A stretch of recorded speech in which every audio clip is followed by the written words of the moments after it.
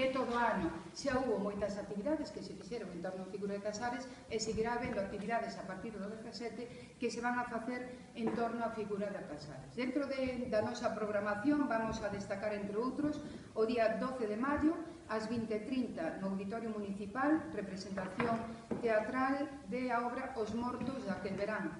Vale? Gratuito, estás todos convidados.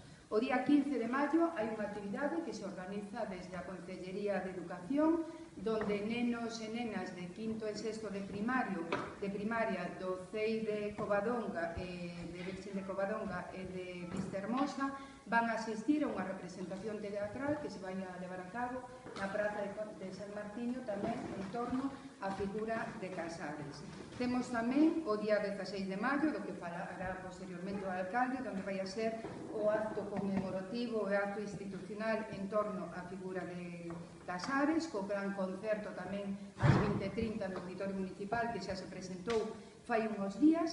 Despois temos o día grande, o 17 de maio, onde vai haber unha carpa coas librerías de Ourense, desde as 10 da mañá hasta as 21 horas. Vai haber un roteiro ás 11:30 da mañá, que vai a salir da Sala Valente. Teremos tamén actividades infantís na Sala Valente en torno á figura de Casares, e despois teremos ás 13 horas un concerto que vai a estar amenizado por Emilio Rúa, acompañado das palabras de Carlos Caneiro en torno, como non pode ser de outra forma, á figura de Casares.